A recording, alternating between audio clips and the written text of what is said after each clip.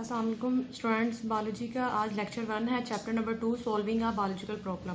कि biological problem को कैसे सॉल्व करते हैं। पहले तो हमने ये देखना है कि बायोलॉजिकल प्रॉब्लम होती क्या है। अब बायोलॉजी है तो इट्स मीन वो किसी ना किसी लिविंग थिंग से रिगार्डिंग होगी। वो जो ऑर्गेनिज्म होगा वो लिविंग होगा और वो जो प्रॉब्लम होगी वो भी लिविंग थिंग से ही रिलेट कर रही होगी।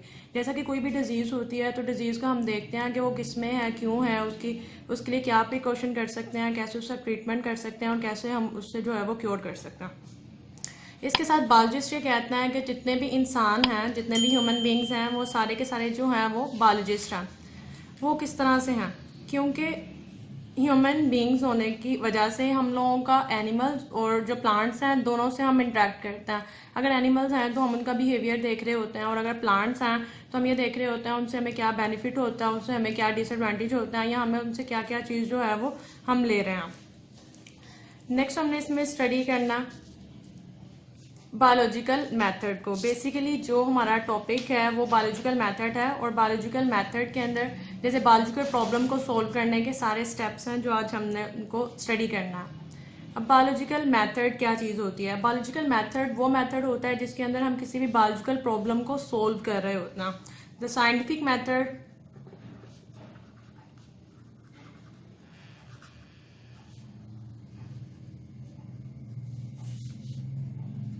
in which any biological problem are solved। Biological method वो मेथड होता है जिसके अंदर हम किसी भी बायोलॉजिकल प्रॉब्लम को सॉल्व कर रहे होते हैं, उसको ठीक कर रहे होते हैं। अब ये कोई न्यू चीज़ नहीं है, ये काफ़ी इंपॉर्टेंट है बायोलॉजी के अंदर। इसको हम ऑलमोस्ट 500 ईयर्स से जो है वो स्टडी कर रहे हैं, तब से ही जब से गलीलियो ने एक्सपेरिमेंट किया था 1590s के अंदर। किन किन फील्ड्स के अंदर ये हमें अचीवमेंट दे रही है? ये हमें देती है इकोलॉजी के अंदर, मेडिसिन और उसके साथ टेक्नोलॉजी में। अब इकोलॉजी क्या चीज़ है? इकोलॉजी जो है वो स्टडी होती है इकोसिस्टम की। Study of ecosystem is called ecology. अब किसी भी बायोलॉजिकल प्रॉब्लम को सॉल्व करने का जो सबसे बेसिक स्टेप होता है वो होता है उसकी क्वालिटी जो डाटा है वो ठीक होना चाहिए। अगर डाटा की क्वालिटी ठीक है तो इट्स मीन जब हम किसी भी बायोलॉजिकल प्रॉब्लम को सॉल्व कर रहे होंगे तो हमें एंड तक जब हम कंक्लूजन करेंगे तो वो ठीक होगा। अगर हमारे पास डाटा ठीक नहीं होगा तो हमारी जो बायोलॉजिकल प्रॉब्लम को सॉल्व करने के लिए जितने भी स्टेप्स होंगे वो ठीक नहीं होंगे। नेक्स्ट अब हमने देखना है इनके स्टेप्स कौन कौन से हैं। जो सबसे फर्स्ट स्टेप है बायोलॉजिकल मेथड का वो है रिकग्निशन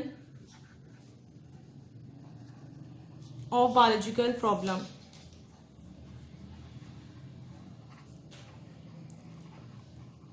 मीन सबसे फर्स्ट पे हमने ये देखना है कि कौन सी बायोलॉजिकल प्रॉब्लम है। अब वो बायोलॉजिकल प्रॉब्लम कोई भी आपको सजेस्ट भी कर सकता है, आपके अपने माइंड में भी आ सकते हैं। लाइक कोई भी करंट इशू चल रहा हो तो आप उसके ऊपर भी जो है वो अपनी रिसर्च कर सकते हैं कि वो क्यों है और किस तरह से है, वो किस तरह से जो है वो ओरिजिनेट हो रहा है, वो कैसे स्प्रेड हो रहा है, उसके लिए आप क्या क्या ट्रीटमेंट कर सकते हैं। ये फर्स्ट स्टेप है। सेकंड स्टेप होती है ऑब्जर्वेशन। ऑब्जर्वेशन जिनको मुशाहिदात कहते हैं, जो हम देख रहे होते हैं, अज्यूम कर रहे होते हैं, जिसमें ऑब्जर्वेशन में हमारे पास आ जाती हैं 5 सेंसेस।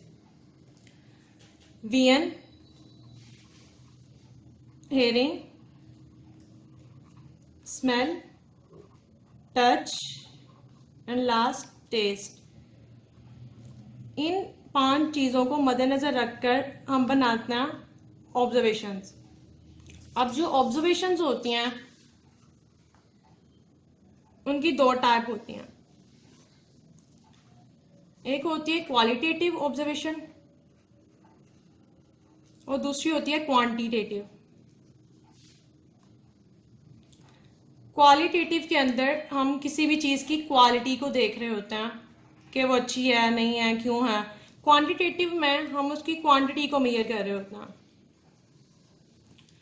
लेट्स सपोज जैसे मिल्क है या हमारे पास वाटर है तो हम उसको मेजर कर सकते हैं, वो 2 लीटर है, 3 लीटर है, 4 लीटर है। क्वालिटी के अंदर हम सिर्फ उसकी अच्छाई को देख रहे होते हैं कि वो अच्छा है, लेकिन हम उसे ये नहीं बता रहे होते कि उसकी क्वालिटी किसी दूसरे से की क्वालिटी से कितने % अच्छी है या बेहतर है। तो क्वांटिटेटिव जो ऑब्जर्वेशन होती हैं वो ज़्यादा एक्यूरेट होती हैं क्योंकि हम उनको नंबर्स की टर्म में जो है वो मैयर कर सकते हैं, उसको मैयर कर सकते हैं। नेक्स्ट जो थर्ड स्टेप होता है वो होता है हाइपोथेसिस फॉर्मुलेशन। अब हाइपोथेसिस क्या चीज होती है? Tentative statement of observation is called hypothesis. जो टेंटेटिव स्टेटमेंट होती है ऑब्जर्वेशन की उसे हाइपोथेसिस कहते हैं। टेंटेटिव स्टेटमेंट क्या होती है? टेंटेटिव चीज वो होती है जिसको झुठलाया जा सके, रिजेक्ट किया जा सके, ठीक है। अब जो हाइपोथेसिस है उसकी कुछ कैरेक्टरिस्टिक्स होती हैं। एक तो सबसे पहली बात, जो हमारा हाइपोथेसिस है वो सिंपल होना चाहिए, जितना भी सिंपल हो सके उतना सिंपल होना चाहिए। दूसरा, उसकी जनरल स्टेटमेंट होनी चाहिए, आसान सा होना चाहिए, कोई भी उसको रिजेक्ट कर सके। और जब कोई भी साइंटिस्ट जो है वो हाइपोथेसिस देता है, हाइपोथेसिस की स्टेटमेंट दे रहा होता है, तो बहुत से साइंटिस्ट आते हैं उसको रिजेक्ट करने की कोशिश करते हैं। नेक्स्ट जो फोर्थ स्टेप है वो है डिडक्शन। अब जो डिडक्शन है वो टोटली बेस कर रही होती है हाइपोथेसिस के ऊपर। अब जो हाइपोथेसिस है उसमें 100% श्योरिटी नहीं होती है कि वो ठीक है कि नहीं है। डिडक्शन में हम जो टोटली देख रहे होते हैं वो सारा हाइपोथेसिस होता है। डिडक्शन क्या होता है? लॉजिकल कॉन्सिक्वेंसेस होता है, लॉजिकल कॉन्सिक्वेंसेस ऑफ हाइपोथेसिस। जो डिडक्शन है वो टोटली बेस करता है हाइपोथेसिस के ऊपर। डिडक्शन में हम इफ या देन को यूज करते हैं। मतलब डिडक्शन में हम एक चीज को किसी दूसरी चीज के साथ कोरिलेट कर रहे होते हैं, उसके साथ मिला रहे होते हैं। जिस तरह से साइंटिस्ट ने कहा कि अगर कोई एक जो है वो प्लांट सेल है और प्लांट सेल के अंदर न्यूक्लियस पाया जाता है, किसी भी साइंटिस्ट ने देखा कि प्लांट सेल के अंदर जो है वो न्यूक्लियस था, तो उसने अज्यूम कर लिया कि अगर एक प्लांट के अंदर न्यूक्लियस पाया जाता है तो इट्स मीन जितने भी प्लांट सेल मौजूद होंगे तो उनके अंदर ऑब्वियसली न्यूक्लियस मौजूद होगा। इस तरीके से उसने एक चीज को रिलेट कर दिया कि अगर एक चीज के अंदर वो चीज पाई जा रही है तो इट्स मीन दुनिया में जहां पे भी वो चीजें मौजूद हैं तो उसके अंदर वो चीज लाजमी तौर पर पाई जा रही होगी। उसके बाद नेक्स्ट एग्जाम्पल उन्होंने ली स्पैरोज की। बायोलॉजिस्ट थे, उन्होंने स्पैरोज को देखा। अब स्पैरो बर्ड है, स्पैरो स्टार्टिंग से ही दुनिया में वजूद में नहीं आई हुई थी, एवोल्यूशन से स्पैरो जो थी वो वजूद में आई है। तो उन्होंने कहा कि जो स्पैरो है वो एक बर्ड है और बर्ड की कैरेक्टरिस्टिक्स क्या होती हैं कि उनके विंग्स होते हैं, उनके पर होते हैं और वो उड़ सकते हैं। तो उन्होंने कहा कि अगर स्पैरो बर्ड है और उसके विंग हैं और वो उड़ सकती है तो इट्स मीन दुनिया में जितने भी बर्ड्स होंगे तो उनके विंग्स होंगे, उनके जो है वो पर होंगे जिनसे वो उड़ सकते हैं। तो इस तरीके से डिडक्शन में भी ऐसा होता है कि एक चीज को दूसरे के साथ मिला रहे होते हैं। नेक्स्ट जो फिफ्थ स्टेप होता है वो होता है एक्सपेरिमेंटेशन। बायोलॉजिकल प्रॉब्लम को सॉल्व करने में जो सबसे बेसिक स्टेप है वो एक्सपेरिमेंटेशन होती है। एक्सपेरिमेंटेशन में हम कोई भी चीज को प्रैक्टिकली देख रहे होते हैं करके कि वाकई जो हमने हाइपोथेसिस बनाया था रियलिटी में भी वो चीज़ वैसे ही है या उससे चेंज है। अगर जो एक्सपेरिमेंट हमारा वैसे ही उसका रिजल्ट आ जाए जैसा कि हमने हाइपोथेसिस की स्टेटमेंट दी हुई है तो इट्स मीन हमारी जो रिसर्च है वो ठीक है। और अगर एक्सपेरिमेंटेशन में हमारा एक्सपेरिमेंट हमारे हाइपोथेसिस की स्टेटमेंट से चेंज हो तो इट्स मीन जो हमारी रिसर्च है वो ठीक नहीं है। जैसा कि कोई भी कहता है कोई चीज़ जो है वो सॉल्टी है या वो स्वीट है, तो आप उसको टेस्ट करके देखेंगे तो तब आप उस चीज़ को रियलाइज़ कर पाएंगे कि वाकई वो चीज़ सॉल्टी है कि वो स्वीट है। अगर वो स्वीट है उसके टेस्ट का भी आपको पता है, अगर वो सॉल्टी है तो उसके टेस्ट का भी आपको पता है। एक्सपेरिमेंटेशन के अंदर क्या होता है? एक्सपेरिमेंटेशन में होता है कंट्रोल ग्रुप।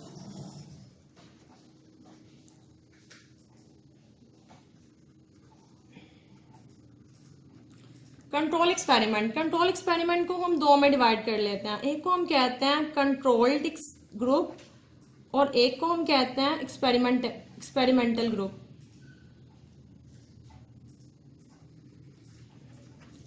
इसमें साइंटिस्ट ने क्या किया, उन्होंने कहा कि प्लांट्स हैं तो प्लांट्स को जिंदा रहने के लिए उनकी बॉडी में फोटोसिंथेसिस का होना ज़रूरी है। अब फोटोसिंथेसिस वो प्रोसेस है जिसमें प्लांट जो हैं वो कार्बन डाइऑक्साइड की मदद से अपनी बॉडी में खुद अपनी फूड को प्रिपेयर कर रहे होते हैं, क्योंकि वो किसी पे डिपेंडेंट नहीं होता, वो अपनी फूड को खुद बना रहे होते हैं with the help of carbon dioxide. अब उन्होंने क्या किया, उन्होंने कंट्रोल ग्रुप में जो प्लांट थे उनको कार्बन डाइऑक्साइड अवेलेबल थी, उनको कार्बन डाइऑक्साइड दे दी, और जो एक्सपेरिमेंटल ग्रुप था उनको कार्बन डाइऑक्साइड नहीं दी, वहाँ पे कार्बन डाइऑक्साइड नहीं थी। अब कंट्रोल ग्रुप के अंदर जो प्लांट थे तो वहाँ पे कार्बन डाइऑक्साइड मौजूद थी, तो उनमें फोटोसिंथेसिस हुई और उन्होंने अपनी फूड को प्रिपेयर कर लिया। लेकिन एक्सपेरिमेंटल ग्रुप में कार्बन डाइऑक्साइड मौजूद नहीं थी, तो वहाँ पे जब प्लांट जो थे उन्होंने अपनी फूड को प्रिपेयर नहीं किया। तो कंट्रोल ग्रुप वो होता है जो एक्सपेरिमेंट के अंदर कंट्रोल कर रहा होता है, और दूसरा उसका एक्सपेरिमेंटल ग्रुप होता है जो उसके साथ रखा जाता है कि अगर कंट्रोल ग्रुप में वो तमाम चीज़ें मौजूद हैं जो हम एक्सपेरिमेंट के तौर पे यूज़ कर रहे हैं, तो एक्सपेरिमेंटल ग्रुप के अंदर वो दूसरे जो वेरिएबल होता है जिससे पता चलता है कि वाकई जो हम एक्सपेरिमेंट कर रहे हैं वो ठीक है कि नहीं है। नेक्स्ट जो हमारा 6 स्टेप होता है वो होता है समराइजेशन ऑफ रिजल्ट। इसके अंदर हम अपने सारे रिजल्ट को समराइज करते हैं, जो हमने स्टार्ट किया होता है स्टार्ट स्टेप से लेकर जब हम बायोलॉजिकल प्रॉब्लम को देख रहे होते हैं, फिर ऑब्जर्वेशन करते हैं, हाइपोथेसिस बनाते हैं, कौन सा हाइपोथेसिस है, उसकी क्या कैरेक्टरिस्टिक्स हैं, एक्सपेरिमेंटेशन, यहाँ तक तमाम अपने रिजल्ट को समराइज कर लेते हैं, हम अपने तमाम काम को कलेक्ट कर लेते हैं, इकट्ठा कर लेते हैं, और लास्ट पे आता है रिपोर्टिंग ऑफ रिजल्ट। अब रिजल्ट को रिपोर्ट करना क्या होता है, जितना भी हमारा काम होता है हम उसको डिटेल में बताते हैं कि हमने किस तरीके से किसी भी बायोलॉजिकल प्रॉब्लम को जो था वो अपने लिए सिलेक्ट किया था, उसमें हमने क्या क्या ऑब्जर्वेशन की थी, वो हमारी क्वालिटेटिव ऑब्जर्वेशन थी, क्वांटिटेटिव थी, हाइपोथेसिस था तो हमारे हाइपोथेसिस की क्या स्टेटमेंट थी, हम और जो हाइपोथेसिस था उसकी कैरेक्टरिस्टिक्स क्या क्या थी, और हमने उस हाइपोथेसिस की वजह से कौन कौन सी लॉजिकल जो थी वो कॉन्सिक्वेंसेस निकाले थे, कैसे डिडक्शन बनाई थी, और क्या एक्सपेरिमेंट किया था, और एक्सपेरिमेंट से हमें क्या रिजल्ट मिला था, और अपने काम को हमने किस फॉर्म में समराइज किया, टेबल की फॉर्म में, चार्ट्स की फॉर्म में, ग्राफ की फॉर्म में, जैसा भी इजी था कैसे समराइज किया था, और बाद में हम उसको सबको जो है वो रिजल्ट को रिपोर्ट कर देते हैं। एक और बात, जब हम हाइपोथेसिस बना रहे होते हैं, अगर हाइपोथेसिस के अंदर हमारा वो हाइपोथेसिस जो हमने स्टेटमेंट दी है वो ठीक हो जाए तो वो एक लॉ बन जाता है, कानून बन जाता है, और अगर वो जो हमारा हाइपोथेसिस है वो एक्सपेरिमेंट तक आते आते रिजेक्ट हो जाए, वो गलत हो जाए, तो वो एक इररिफ्यूटेबल थ्योरी बन जाती है। बायोलॉजी के अंदर ज़्यादा लॉज नहीं होते हैं, ज़्यादा थ्योरीज होती हैं।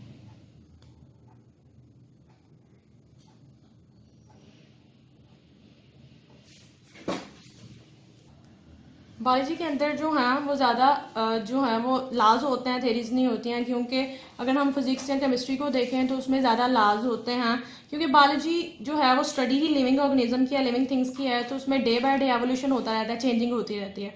तो इसकी वजह से जैसे मैंडल लॉ है, उसने जो थे वो इनहेरिटेंस के लॉज दिए थे, जिसको आप डिटेल में आगे पढ़ेंगे।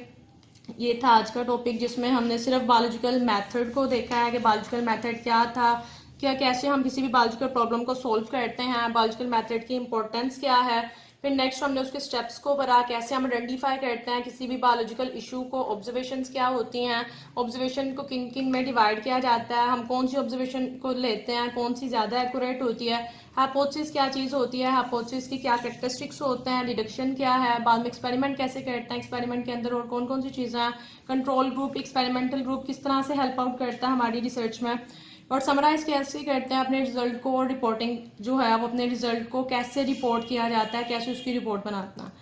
आई होप आपको समझ आ गई होगी। नए लेक्चर के साथ फिर हाजिर होंगे। चैनल को लाइक करें, सब्सक्राइब करना मत भूलिएगा। अल्लाह हाफ़िज़।